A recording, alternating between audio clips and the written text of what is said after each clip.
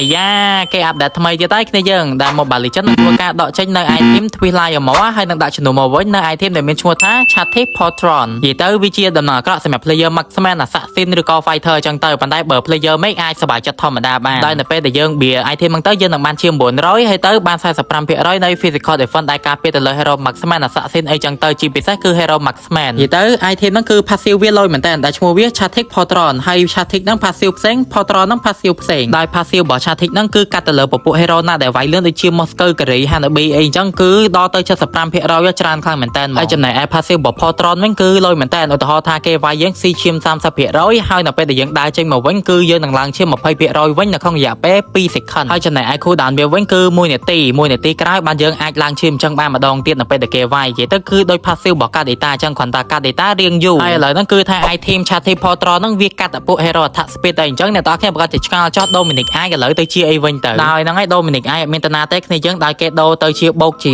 40% នៃពពួកការពារ Fighter Marksman ហើយ 40% សម្រាប់ការពារពួក Hero Mage ទៅគេថែមឲ្យយើង 5% នៃ Moment Speed វាថាឲ្យយើងដើរលឿនជាងមុនអីចឹងណាហើយ passive វាគឺថាលយមែនតើគ្នាយើងនៅពេលដែលយើង build ហើយយើងចូលទៅឆចិត្ត enemy គឺយើងបូកអា defense ហ្នឹងចំនួន 8% ជំរឿពេលដែលឆចិត្ត2បូក 16និយាយទៅគឺដឹងតែថាឆចិត្ត enemy 1វាបូកឲ្យ 8ឆចិត្តប៉ុន្មានវាបូក 8ហ្នឹងគុណចូលគ្នាប៉ុណ្ណឹងឃើញថាឆចិត្ត 5វាទៅជា 40ហើយ item ហ្នឹងក៏នៅតែកាត់ឈាមគេដែរគ្នាយើងវាមិនមែនថាកាយចុះកាយឡើងហើយឡើងកាត់ឈាមគេទេគ្នាយើងដែលថាលេងតែងបៀ item ហ្នឹងទៅគឺនៅតែកាត់ឈាមខាង enemy ចឹងប៉ុន្តែនៅមានចង្អុលមួយទៀតគ្នាយើងប្រកាសជាឆ្ងល់ដែរគេដក item Twilight Armor ហ្នឹងក៏បោះចោលចុះ passive របស់ item ហ្នឹងទៅណាវិញហើយឥឡូវហ្នឹងចាំខ្ញុំប្រាប់គ្នាយើងតែម្ដងដោយ passive របស់ item ហ្នឹងគឺវាមានតាណាទេនិយាយទៅគឺគេយកវាទៅដាក់នៅក្នុង item Guardian Helmet ដែលគ្នាយើងពីច្រើនហៅថាក្បាលគោហ្នឹងដោយកាលមុន item ហ្នឹងវាអត់សូវមានប្រយោជន៍បានទេវាបានតែជួយឡើងឈាមមិនដឹងឈាមច្រើនទេប៉ុន្តែវាអត់តាន់ទេដោយឥឡូវហ្នឹងគឺ item ហ្នឹងគឺល្អមែនតើគឺឡើងឈាមហើយឈាមច្រើនហើយគឺតាន់ទៀតចឹងហើយ item Guardian Helmet ឬក៏ក្បាលគោហ្នឹងចាប់ពីពេលដែលគេ update ទៅ